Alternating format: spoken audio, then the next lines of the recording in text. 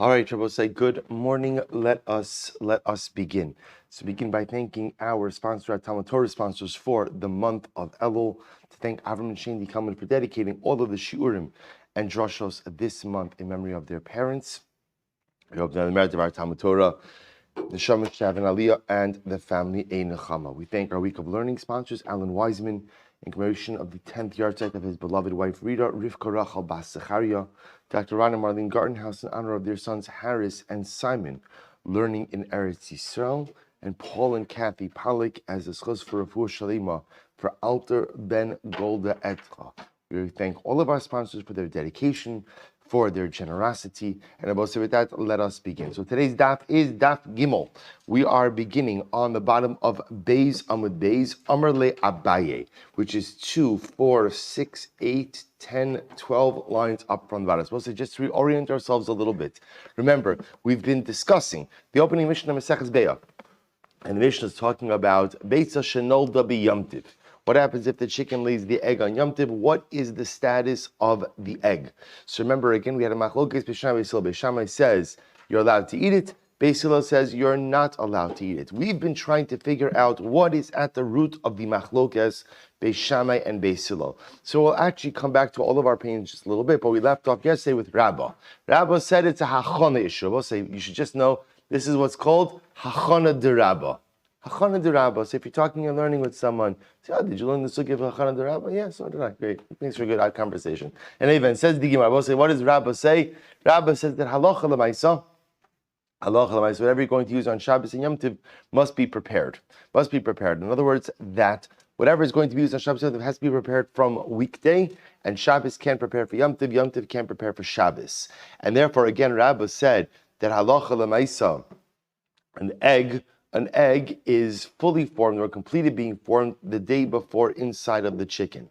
Therefore, if the chicken lays an egg, we're talking about over here where Yom Tov falls out on Yom Tov falls out on Sunday, and therefore when the chicken lays the egg on Sunday, that egg was actually quote unquote prepared when? Shabbos. That's the problem. So Abai says, okay, I'll just point out, there's a lot to talk about in that sugya of Rabbah, which we'll loop back to a little bit, including Tosis, V'hayav Yamashishi, which we'll come back to hopefully at the end of this year for a few moments. Abai says, Yom Tov Ba'alma Tishtari. So Abai says, okay, Rabbah, even if I subscribe to your idea, this, according to you, it's only a problem. The egg is only a problem when it's Yom Tov that follows Shabbos. Right, because then halacha l'maisa what? The egg was prepared, quote unquote, on Shabbos for Yom Tov use. But a stam Yom Tov, right? A chicken lays an egg on Yom Tov, that should be totally fine. To which the Gemara says, Gzera mishum Yom Tov achara Shabbos.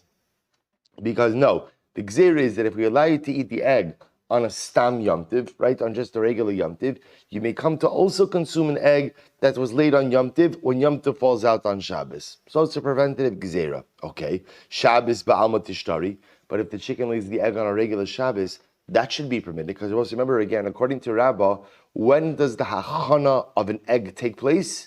The day before. So the problem again is only in a very specific scenario where what? Where Yom Tov falls after Shabbos. But a regular Yom Tov should be permitted. The Gemara says, no, if we let you eat it on a regular Yom Tov, you may come to eat it on a Yom Tov after Shabbos. If a chicken that lays an egg on Shabbos, that egg should be permitted on a regular Shabbos, to which the Gemara says, Gzera mishum Shabbos achar Yom Tov. The concern would be on a situation of a Shabbos that falls after Yom Tov. Okay, so the Gemara says, do we make Gezeros like this? Do we actually make Gezeros like this? So says the Gemara, V'hatanya, well, listen to this interesting case. Hashochet esatana goles umatza ba'beitzim. If a person went ahead and shechted a chicken and found eggs inside. Now again, remember, in this situation now, what are we referring to over here? Same case, you're shechting a chicken. Mutar on Yom Tiv, shecht the chicken? Yes. Now watch this case. In this case, you shechted the chicken, and then on the inside of the chicken, you found eggs. What's the halacha? So, mutaros la'achlan b'Yom Tiv. You're permitted to eat those eggs on Yom Tiv. Now, this is very interesting. So it says the Gemara, Bim Isa, Ligzar Mishum Hanach to Misyalda Miyomehen. Now, I will say, again, the fact that you could eat eggs found inside of a chicken, that's not a chiddush. You could eat anything found inside of a chicken. The Gemara is suggesting over here is like this. Why aren't we concerned that if we let you eat those eggs that you find inside of the chicken, what may happen? What may happen? You may come to go ahead and then eat eggs on Yom Tiv that the chicken lays on Yom Tiv when Yom Tiv falls out the Shabbos. So in other words, we're making all of these gezeros, right? You can't eat eggs. You can't eat the eggs. You can't eat the egg on a regular Shabbos because you may come to eat it on a Yom Tiv that falls after a Shabbos, or Shabbos falls after Yom Tiv. You can't eat it on a regular Yom Tiv because you may come to eat it on a Yom Tiv that follows Shabbos. So along that same logic, if you shech the chicken, you find eggs inside the chicken, you shouldn't be able to eat the eggs, lest you come to eat the egg that the chicken lays on a Yom Tov after a Shabbos. To which the Gemara says, no. Amrle, Beitzim Gemuras Ima Milslo Shchicha.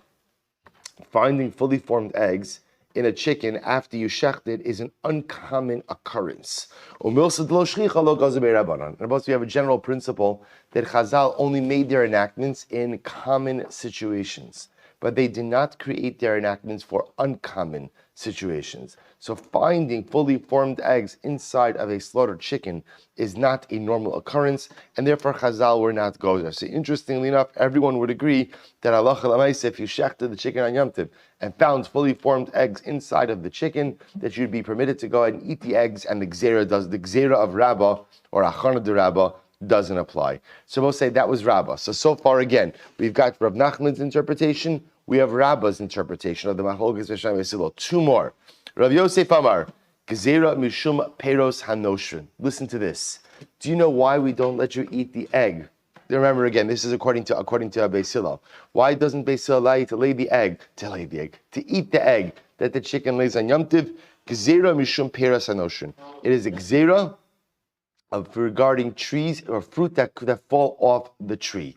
Now, I will say this is actually very interesting. Take a look at Rashi. Rav Yosef Amar. Time at the Beitzah on a goal to Obed Slachilo. The Kim of Beis Hillel. Does the Shver Sinosh Mina Ilam B'Shabbos. Shabbos said, listen to this. The halacha is as follows: are you allowed to pick an apple off a tree on Shabbos? No. Av malacha of kotzer, right? Of harvesting. Harvesting means okay davar mimokum gidulo. You go out and you detach something from the place that it grows.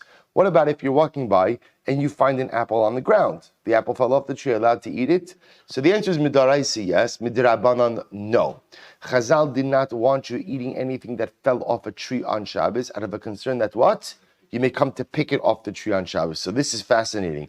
Rav Yosef says, do you know why you can't eat an egg that the chicken lays on Yom Tiv? It's a gzera of Peros Hanoshrin. It's a gzera. It's the gzera of fruit which fell off the tree, and therefore we're concerned that halacha l'maisa, if we got the gzera of Peros Hanoshrin. So Gemara says, Taimamai. Now let's talk about this just a moment. Why can't you eat fruit which fell off a tree? And the imagery is, just as the fruit falls off the tree, the egg, so to speak, falls off the mother. Now, remember again, what's the reason you can't eat fruit which fell off a tree? Taimamai, top of Gimel, Gezerah Shami Ya'ala V'Yitlosh. So again, first of all, we'll say, what's the Gezerah? What's the Gezerah? The Gezerah is, if we allow you to eat the apple which fell off the tree, you may come to inadvertently go ahead and pick an apple off the tree. To which the Gemara says, Hi Gufa Gezerah. Va'anam v'nekom gzera, va'ana nekom v'nigzar gzera legzera. So Gemara says it doesn't make any sense. In general, also we have a concept of ein gozrin gzera legzera, which means you don't pile on multiple levels of rabbinic legislation one on top of the other. So remember again, here's what I can't do. I'm not allowed to pick an apple off the tree. Okay, so Chazal came along and said you also can't eat an apple that falls off the tree lest you come to pick it up. And now, Rav Yosef, you're suggesting, and now you also can't eat an egg that the chicken lays on Shabbos or Yom Tiv, lest you come, because if you eat the egg, what may happen? You may come to eat a fruit that falls off the tree, which may then lead you to go ahead and detach a fruit from the tree. Right? I'm saying, how many layers do you want to attach to this? We don't do this. To which the Gemara says, no. Kula chad gzerhi. The Gemara says it's all one gezerah. So what the Sinjabo says is as follows: that when Chazal went ahead and legislated on Peros Hanoshim Min Ilan that you're not allowed to eat fruit that falls off a tree, they included a number of things in that primary gezerah. A couple of things which resemble fruit falling off the tree. And one of those things which they initially included in that legislation, according to Rav Yosef at least, was a chicken that lays an egg on Shabbos. So it's not, it's supposed to say, the imagery, the Havamina was kind of, we start with the Dorei, so I can't pick a fruit off the tree. First layer of Dirabanan, can't eat fruit that falls off the tree. And then there's a second layer of Dirabanan, which says you can't eat an egg which is laid on Yom Tiv. And then that's Gezerah le-Gezerah. That's multiple levels of rabbinic legislation. We don't do that. To which the Gemara says, that's not what happened. What happened was, Doraisa can't eat a fruit off a tree, and then there was a Dirabanan. And the Dirabanan prohibited a number of different things, including that, and that is what? A chicken that lays an egg on Yom Tiv. You can't eat that egg because that egg resembles fruit that has fallen off the tree. Beautiful. Rabbi Yitzchak Amar, Gezerah mishum mashkin shezavu. Let's say this is great. This is mamish asagi we're doing now in Smichas Chaver. It's a Gezerah of mashkin shezavu. What does this mean? You're not allowed to eat the egg because it falls into the category of juice which seeps out of fruit on Shabbos / Yom Tiv. So the Gemara says, listen to this. So what does it mean mashkin? So again, just the imagery is the same way. We'll see what the problem is. The same way that there's a quote unquote problem with juice which oozes out of a fruit on Shabbos, so too there's a problem with the egg, so to speak, that oozes out. That's the same, that's the imagery. The egg oozes out of the chicken on Shabbos as well, Shabbos Yom Tiv. So the Gemara is like this. Amalei Abaye. So Abaye says, what's the issue with mashkin shezavu? Mashkin shezavu taimamai. What's the reason why you can't drink juice which oozes out of a fruit on Shabbos? Gzeira shema yischot. Oh, it's an issue that if we allow, so you have your bowl of grapes, right? You have your bowl of grapes, and juice oozes out of the grapes. You're not allowed to drink that juice on Shabbos. Why not? What are we concerned about? If we let you, good chazara, right? Chazara. If we let you go ahead and drink the juice, what may come to happen? You may come to squeeze the grapes, and that's an Isser Daraisa. So the Gemara is asking the same question. He gufa gzera, va'ana meikav menigzer gzera legzera. So I don't understand. That by itself, drinking the juice is already a gzera. Now you want to put another gzera on top of that you can't eat the egg because it's as if it oozed out of the mother, to which the Gemara says, Kula chad gzerihi. Same answer as you gave before. Halacha l'mais says all one gzera. In other words, Rabosai, so when Chazal legislated that you can't go ahead and drink the juice that oozes out of fruit lest you come to squeeze the fruit, they included a couple of different things in that initial gzera. And according to Rabbi Yitzchak, they included an egg that was laid on Yom Tiv. Beautiful. So I say, here's what we have. So now we've come to a very important milestone in the sugya. We now have 4 different opinions as to how to understand the position or the machlokes Beis Shammai and Beis Hillel in the Mishnah, specifically trying to understand why Beis Hillel prohibits the consumption of the egg which the chicken lays on Yom Tiv. Remember again, so what are our 4 different opinions? We started with Rav Nachman. Rav Nachman wanted to suggest this is just a basic machlokes in muktzah. In muktzah, right? So Rav Nachman says, halacha l'maisa, Beis Shammai has a more restrictive view of muktzah, like Beis Hillel has a more restrictive view of muktzah, like Rabbi Yehuda. And ultimately, again, Beis Shammai has a more relaxed view of muktzah, like Rabbi Shimon. That was Rav Nachman. Rabbah wanted to say this is an issue of hachana, right? An issue of hachana, that when the chicken lays the egg on Yom Tiv, this is Yom Tiv that falls after Shabbos, and therefore it wasn't prepared properly. Good. Beis Hillel subscribes to the hachana de Rabbah. Beis Shammai does not. Rav Yosef, this is an issue of peros hanoshrim min ha'ilan, fruit that fell off of the tree. Rabbi Yitzchak, Gzera of mashkin shezavu. Those are the 4 different opinions. Here we go. Kuluk Rav Nachman lo amri. So I understand why the other 3 opinions don't hold like Rav Nachman. Why not? Kikusham. Because of the questions that we brought up. Also, remember again, what was the question we brought up on Rav Nachman? Rav Nachman, if you're really right that this is a machlokes about muktzah, then what? Why are you just arguing in the egg? It's also a question of what? It's also a shaila of what? The chicken itself. So why doesn't the Mishnah illustrate the machlokes with both the chicken and the egg. That was the kasha of Rav Nachman. Fine. So I understand everyone rejects Rav Nachman because of that question. Kira Abanami, lo amri, hachana leslu. I understand also why the other opinions don't hold of Rabbah, because we'll say Rabbah is advancing an incredible chiddush. What's Rabbah's chiddush? That everything you're going to use on Yom Tiv must be actively prepared, right? And whatever that active preparation means, at least a designation, mikan ani ochel, I'm going to eat from this, so they don't subscribe to that. That's Rabbah's chiddush. The other opinions don't subscribe to that. Ella, Rav Yosef, my time, Elo Amak Rav Yitzchak. But why doesn't Rav Yosef hold like Rav Yitzchak? Let's remember again, Rav Yosef said, you can't go ahead and eat the egg on Yom Tiv. Why? Gezerah mishum peiros hanoshin, because it resembles a fruit which fell off the tree. Sa'ai, so Rav Yosef, why don't you agree with Rabbi Yitzchak, right, who holds that it's an issue of mashkin shezavu, because it resembles juice oozing out of the fruit. So very simple. Amar lecha beitzah ochla upeiros ochla. Because at the end of the day, I think my comparison is better. A beitzah, an egg, is food, and again, Peiros are food. Lafuke mashkin de lavochla, as opposed to, let's say, the case of mashkin shezavu, that's liquid. So therefore, I'd rather compare the egg, which is food, to a case of peiros, which is food, and not to a case of mashkin, which is liquid. Okay. Rabbi Yitzchak, my time lo amar Rav Yosef. Rabbi Yitzchak, who holds that the issue of the egg is one of mashkin shezavu, why doesn't he hold like Rav Yosef that it's an issue of peiros hanoshrin? Amalacha Beitzah belua umashkin beluin. I like comparing the egg case to the fruit juice case. Why? Because just like the juice is absorbed into the pre, so too what? The egg is absorbed into the mother. Lafuke peiros demiglu v'kaimu, as opposed to the case of the fruit, where the fruit is revealed, right? It's visible already from the beginning while it's still on the tree. Beautiful. So we'll say now we're introducing another thing. Even Rabbi Yochanan himself also agrees with Rabbi Yitzchak, namely that the issue of a Beitzah shenolda biyamtiv is an issue of mashkin shezavu, which again I both say means the reason Beis Hillel holds that you cannot eat an egg which the chicken lays on Yom Tiv is why?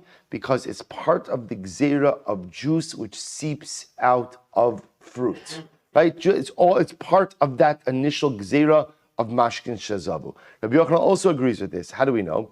Rabbi Yochanan, Rami, Rabbi Yehuda, Umishanim. Because Rabbi Yochanan, interestingly enough, contrasted two positions of Rabbi Yehuda, and he answered it in the following way. Watch this. I will say, this is actually great. For those of us who are doing smichas chaver, we're literally learning this sugya now. This is the sugya. Listen to this. Tanan. Ein sochten asa peiros lo hotzi mehen mashkin. You're not allowed to squeeze fruit on Shabbos in order to go ahead and extract the liquid.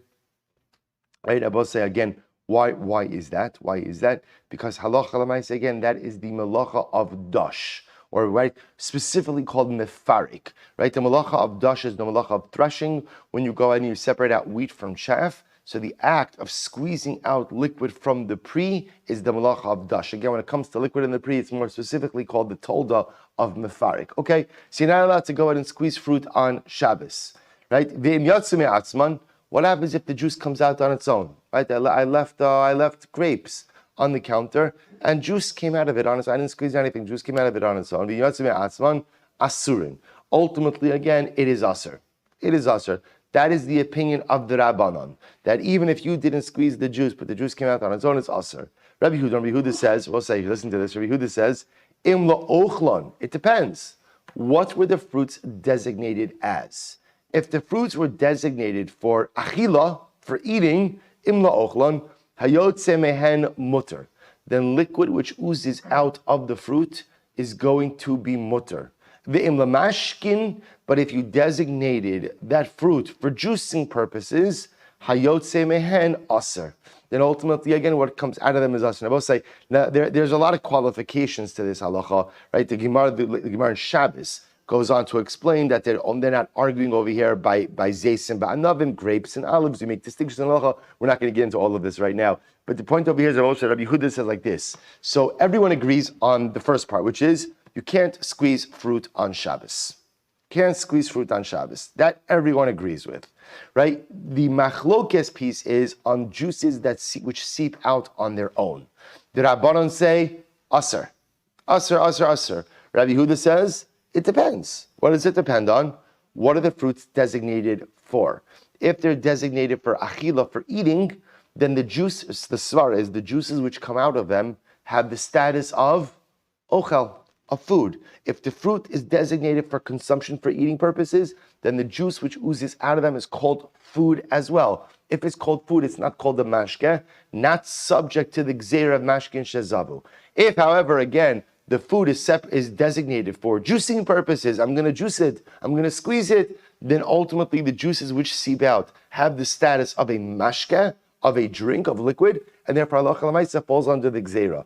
To which the Gemara says, Alma, so we'll say, so for our purposes here, in Mesechus Beitzah, what do we take from this position? Alma, call ochlin Rabbi Yehuda ochla de'ifrasu. And I will say, what comes out of here is as follows. So therefore, according to Rabbi Yehuda, here's the part we're focusing on for our Mesechus Beitzah purposes, which is, according to Rabbi Yehuda, if something is called food, right, food, anything that comes from it is also called what? Food. So therefore, you have your fruit, you set it aside, I'm going to eat it. I'm not going to juice, I'm going to eat it.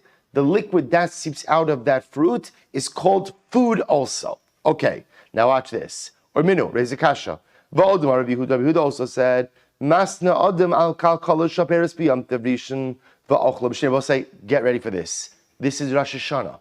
This is the case of Rosh Hashanah. Take a look at Rashi for just a moment. V'odum Rabbi Yehuda, this is incredible. Le'el minei tanam seches eruvin. Rosh Hashanah, shu yorei shema tisaber. V'yu shnei yamim tovim, ma'ariv adam shnei eruvin. The kasaver shtei kedusha saying echad chol v'echad yom tov v'olidin heichol. So let's listen to this. Rabbi Yehuda says we have 2 days Rosh Hashanah. 2 days Rosh Hashanah. And Rabbi Yehuda says we know one of them is weekday, and one of them is Yom Tov, right? We observe 2 days, but there's only really 1 day of Rosh Hashanah Midaraisa. So Rabbi Yehuda says, watch this. So the Gemara says, so here's the case. I have a basket of fruit. I forgot to tithe it before Yom Tov. So I want to be able to tithe it. So there's a process. Listen to this. What can you do? Essentially, designate your trumas and maestros in the basket on day 1 with a tanai. And the tanai goes like this. I separate this as truma gedola. Separate this as maestros. Do all of your designations. You don't actively pull anything out, but you do all your designations. Excuse me. And what you say is, if today is Yom Tiv, my statement is meaningless. But if today is Chol, then my statement is meaningful. And on the second day, you do the same exact thing. And then you could eat the fruit. Why can you eat the fruit? Why? Because one of Shach, what? One of those days was Chol, which means on one of those days, I made a proper designation. Listen to this. Beitzah shenol dabarishon tochal b'sheni. Similarly, if you have an egg that the chicken laid on the first day, you can't eat it on the first day, but you can eat it on the second day. Why? If the first day is Yom Tiv, the second day is Chol, you could eat the egg. And if the first day was Chol and the second day is Yom Tiv, the egg was technically permitted the previous day anyway. That was saying, what do you see from here? B'sheni in Berishon lo. Ultimately, again, you're only allowed, Rabbi Yehuda says, you're only allowed to eat the egg on the second day. Now, here's the problem. In the first Beitzah, or I should say in the first Mishnah, when it comes to Schitas Peiros, Rabbi Yehuda's klal was what? Anything that comes from food is food. If that's the case, then what should be the status of an egg which comes from a chicken? Food. If it's food, then when should it be permitted? Immediately. And yet Rabbi Yehuda doesn't say that. Rabbi Yehuda doesn't say it's permitted immediately. Rabbi Yehuda says it's going to be permitted day 2, because by the time you get to day 2, either way, the egg should be mutter. To which the Gemara says, Umeshani Rabbi Yochanan muchlefes hashita. And Rabbi Yochanan said you have to change around the shitas, because Rabbi Yehuda is contradicting himself, so he must have had the attribution must be wrong. Take a look at Rashi. Rashi says over here, so it comes along Rabbi Yochanan, and Rabbi Yochanan says that halacha l'maisa you have to switch around the positions of Rabbi Yehuda and the Rabbanan in the Mishnah by Schitas Peiros, and that Rabbi Yehuda really holds that halacha l'maisa anytime juices ooze out, it's going to be problematic. Now the fact that Rabbi Yochanan is contrasting this Mishnah of Beitzah with the Mishnah of Mashkin Shezavu, the fact that we're aligning those two tells you that what? The Gemara says, I'm sorry. The fact that we're contrasting the Mishnah of Be'ah with the Mishnah of Mashkin Shezavu tells us that Rabbi Yochanan holds that the problem with Be'ah, the problem with an egg, is a problem of Mashkin Shezavu. Because otherwise you wouldn't be contrasting these two cases. I just want to point out, remember, all that's happening over here is that the Gemara is trying to suggest that Rabbi Yochanan agrees with Rabbi Yitzchak. Right? Rabbi Yitzchak wanted to suggest that the issue of Beitzah Shenolda B'Yamtiv is an issue of Mashkin Shezavu. Rabbi Yochanan also agrees with that. The fact that Rabbi Yochanan frames the contradiction between Mashkin Shezavu and Beitzah Shenolda B'Yamtiv tells us that he holds the issue of Beitzah Shenolda B'Yamtiv is an issue of Mashkin Shezavu. Incredible. So Ravina says, no. Leave Rabbi Huda where he is in the case of Mashkin Shezavu. Rabbi Huda does agree to that. Remember, we'll say, so Rabbi Huda is as stated. Namely, what does Rabbi Huda hold? That Allah Chalamayis, everyone agrees, what can't you do? What can't you do on Shabbos? Can't squeeze fruit. Right? What's the machlokes case? If the juice oozes out on its own. And Rabbi Huda will say, what's the status of the juice when it oozes out on its own? What's the status? It depends. What does it depend on? What were the fruit designated for? If the fruit was designated for juicing, the juices are problematic. Eating, the juices are permitted. So Ravina says, don't change anything around. Watch this. Rabbi Huda in the second Mishnah, right by the case of Rosh Hashanah, was coming along and trying to appeal to the logic of the Rabbanon. And watch this. Rabbi Huda says as follows: Lididi, afilo barishon namisharia. Rabbi Huda says, according to me, when the chicken lays an egg on the first day of Rosh Hashanah, that egg is permitted immediately. Why? We'll say why. This is so beautiful. I mean, not like in a hashkafic sense, but like in a right. Why is the egg permitted on day number one? Why is it permitted? Why? Because what does Rabbi Huda holds? Anything that comes from food has the status of food. Rabbi say, let's just make sure we're solid on the logic. Where do we know that from Rabbi Huda? Because Rabbi Huda holds that if you have a fruit and the fruit was set aside for eating and juices ooze out of that fruit, what's the status of the juices? Permitted. Why? Because anything that comes from food is food. So Rabbi Huda says, for me, when a chicken lays an egg on the first day of Rosh Hashanah, you could eat it immediately, right? Now again, this also presupposes that what type of chicken are we talking about?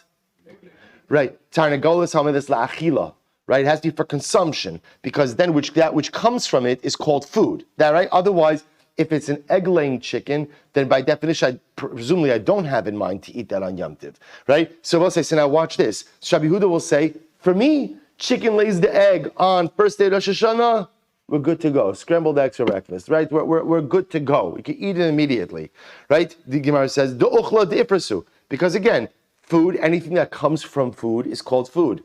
Ela laditachu odeli mihas devesheni sharia deshtei kiddush saying. But Rabbi Huda says, Rabbanan, you should at least agree with me that what? When should the egg become permitted by? At least by when? Second day. Because by the time you roll around to the second day of Rosh Hashanah, mimanav shach, the egg should be permitted. Why? If the first day was Yom Tiv, then what? Second day is Chol. If the first day was Chol, then the egg was really late on a weekday anyways. So by the time you get to the second day, it should be permitted. Rabbanan say, watch this. And it's a girl, they're doing this sugi now just a few days before Rosh Hashanah. Rabbanan say, no, Rabbi Yehuda, we disagree. Not so much with your egg policies, right? We disagree with your categorization of the 2-day Kiddusha of Rosh Hashanah.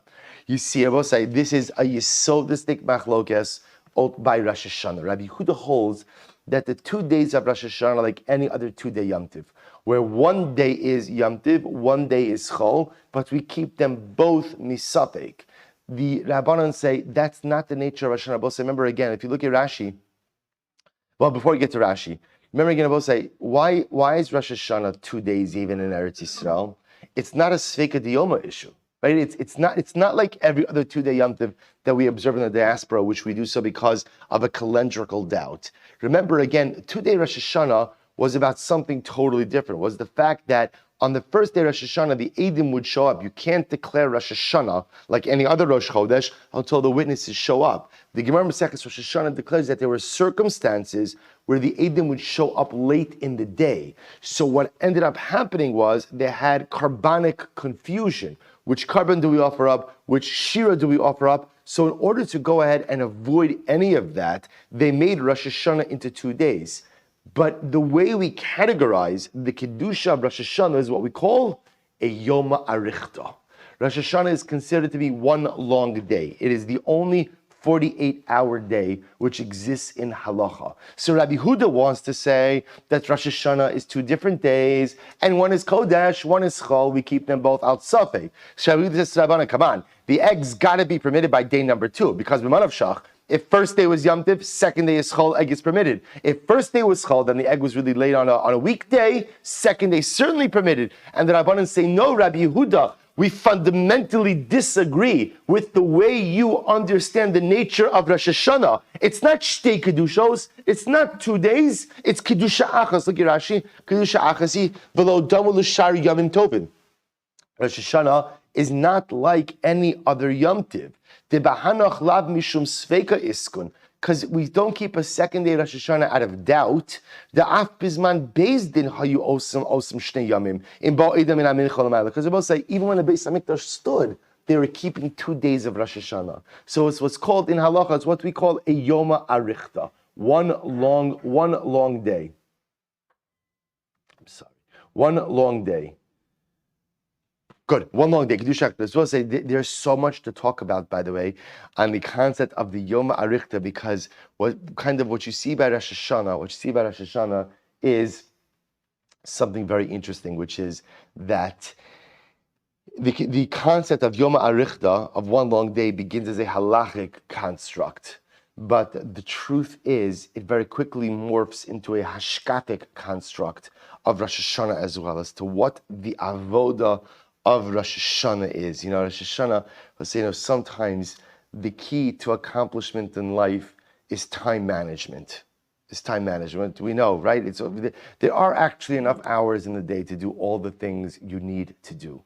Maybe not do all the things you want to do, but there is enough time in the day to do all the things I need to do. But I have to know how to manage my time. So sometimes, the worst thing we say is, there's no time, there's not enough time.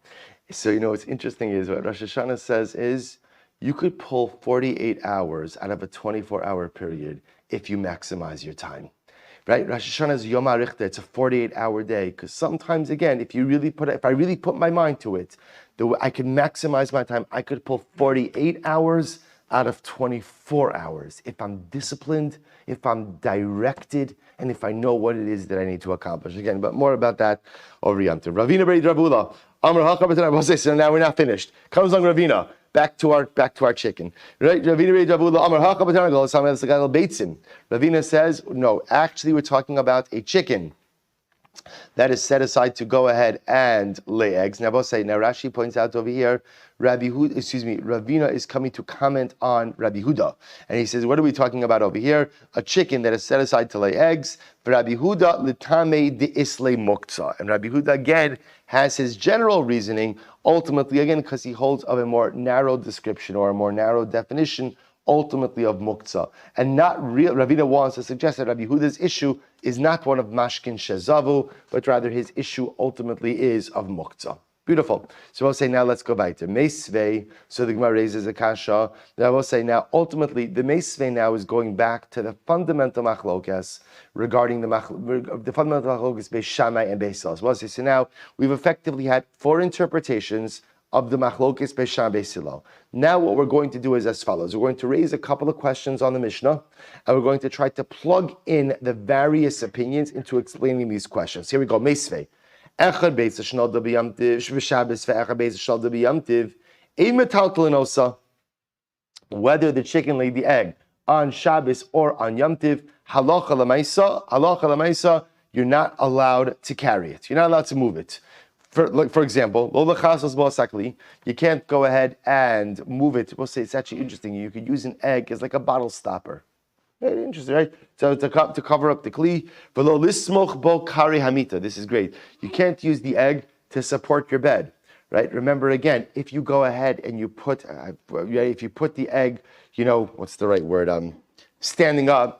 Right, an egg could actually go ahead and sustain an interesting amount of weight, right? So you can't go ahead and use it to prop up your bed. What can you do? So both say, so you have an egg the chicken laid the egg on Shabbos or Yom Tov, it's muktzah. It's muktzah. So you can't move it to cover a kli. You can't move it to support your bed. What can you do? You could go ahead and cover it, right? You could cover it with a kli, ultimately so that it shouldn't break. So we'll say, I just want to point out, by the way, you're thinking to yourself, what's the big chiddush that you can move the kibbutz? Remember again from Hilchos Muktzah? One of them, there's a fundamental machlokes in Hilchos Muktzah.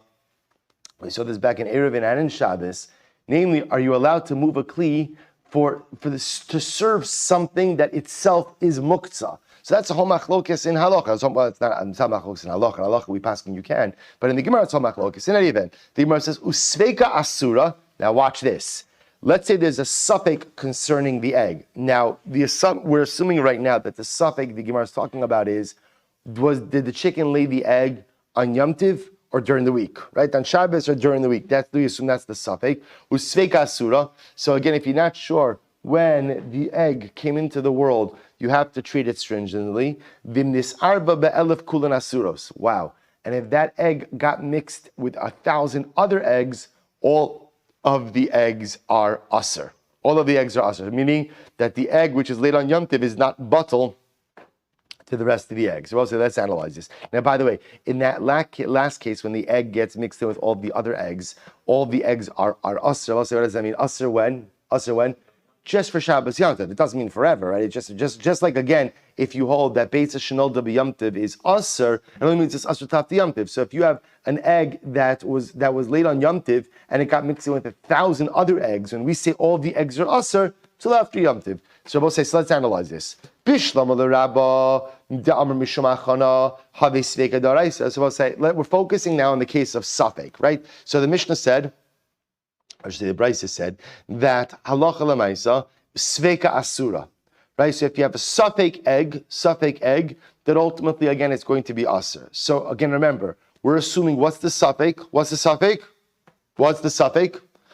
the egg laid on Yom Tiv or during the week? Right? So I understand, Bishlama l'Rabba damar mishumachana haviseka daraisa v'chosveka daraisa l'chumra. According to Rabba, I understand. Because according to Rabba, also midaraisa, everything you're going to use on Yom Tiv or on Shabbos must what? Must be actively designated and prepared on a weekday. On a weekday. So therefore, again, if you have a suffix egg, this is a suffix daraisa. Suffix daraisa l'chumra. El Rav Yosef, Rav Yitzchak, Dar Mishum Gzeira, Svega D'Rabbanan he, V'chal Svega D'Rabbanan l'Kula. Also, according to Rav Yosef, Rav Yitzchak, who hold that what? That the issue of Beitzah Shenolda B'Yom Tov is under the Gzeira of what? Either Peiros Hanoshrin, fruit that fell off the tree, or Mashkin Shezavu, or juice that oozed out of a fruit. Those are D'Rabbanans. If that's the case, if you have a suffix, whether the egg was born on Yom Tov or not, that's a suffix D'Rabbanan. And what's a suffix D'Rabbanan? Suffix D'Rabbanan l'Kula. Amrlei, no. Seifa son l'suffix treifa. No, very interesting. The suffix actually that the Beitzah is talking about is not talking about a suffix.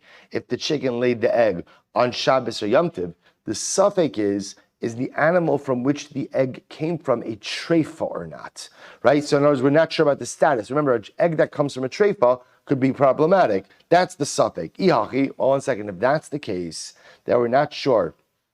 Rashi says over here, suffix treifa, suffix nolda mitanagolis treifa, v'la b'yom tov kai. So actually, interestingly enough, that case of suffix is not a Yom Tov case. That case of suffix is actually a situation where we're not sure if the animal is a treifa. To which the Gemara said, 1 second, Ihachi ema seifa, nis arva be'elef kulan asuros. The next part of the Beitzah said, if that suffix egg gets mixed in with 1,000 other eggs, then what? They're all asur. To which the Gemara says, I don't understand. I amrit bishlama b'suffix yom tov suffix chol have davar sheyesh lo matirin v'chol davar sheyesh lo matirin afilu be'elef lo batal. We'll say very quickly, davar sheyesh lo matirin means something that is asur now, but going to become mutter later on. We have a principle in halacha that a davar sheyesh lo matirin is not batal in a mixture. And the svara is very simple. What's the svara? Bittul is a mechanism that halacha uses when there is no other way to resolve doubt, right? But if there's another way to resolve doubt, like what? Or like how? Wait. Just wait a little bit, and there's no doubt. Wait till after Yom Tov, and there's no issue. Then ultimately, again, we don't rely on bittul. So the Gemara says, I don't understand. When we say if this safek egg gets mixed in with 1,000 other eggs, it's not batal because of Sheish Matirin. That makes sense if what? That makes sense if you go ahead and you say they were talking about the safek of the egg, whether or not it's a Yom Tov egg or not. Safek treifa. But if you say that the egg that we're talking about is from a safek treifa animal, then davar sheish lo matirini. I'm sorry. So then, davar she'ein lo matirini v'ti batal ruba. Ultimately, I'm going to say, you see again, an egg that comes from an animal which is a safek treifa is what? Is ultimately again I should say differently. I'm sorry. It's not that the animal is a safek treifa. That's incorrect. It's that we're not sure if this egg came from the treifa animal or the whole animal, right? So there's a safek on the egg. Is it a treifa egg or not? We'll say that's not a davar sheish lo matirin, right? Because that egg never becomes permitted. Now, if that egg never becomes permitted, then what mechanism should you be able to rely on? Bittul. And therefore, again, if it falls into a mixture, it should be batal and permitted immediately. We'll say this is great. So a little bit of a detour on the halachos of bittul. Maybe you'll say, well, an egg is different. An egg is chashuv, and therefore it's not batal. We'll say there is this constant halacha, as we will see, that certain items possess such incredible individual importance that what? That halacha lamaisa, it's not batal in a mixture. It's not batal. So, the Baal Shem Tov HaKadosh says something so beautiful. He says, this is why a Jew is never batal barov. Meaning what? Let's say again, I look at my life and I say I have rov averus. I have rov averus.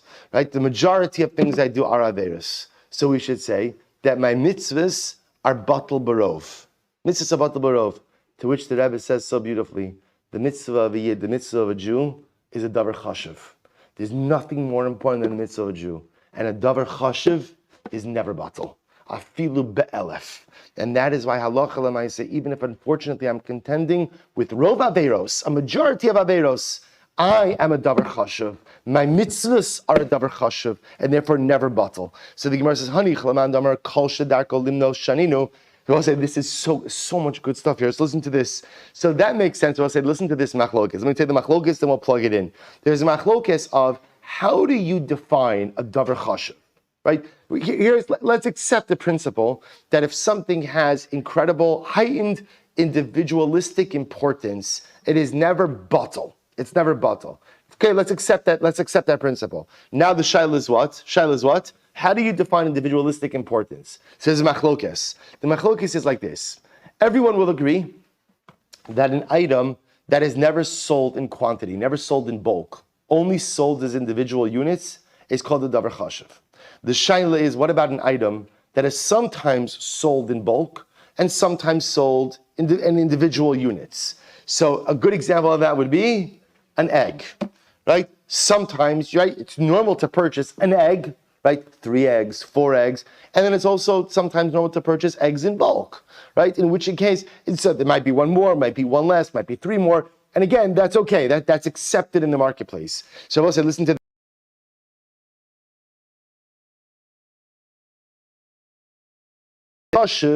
and therefore it's never batal in a mixture. Hani chalamandamar kol shadarko limno shanino. But the lesson of kol shadarko means anything that is often sold in individual units. Not always sold in individual units, but often sold in individual units. Therefore, again, an egg is often sold in individual units, but sometimes sold in bulk as well. So if you say that a davar chashuv is defined as something that is sometimes sold in individual units, then an egg could be a davar chashuv. Ella, leman damer eshed darko limnos shenino. But according to Bina, it says eshed darko. Eshed darko limnos means the only item that is a davar chashuv is what? Something that is only sold in individual units. It's never sold in bulk. My ikal meimar. Ultimately, again, what is there to say? Halacha l'maisa, an egg would not satisfy that criteria. So we'll say, we'll have to stop over here.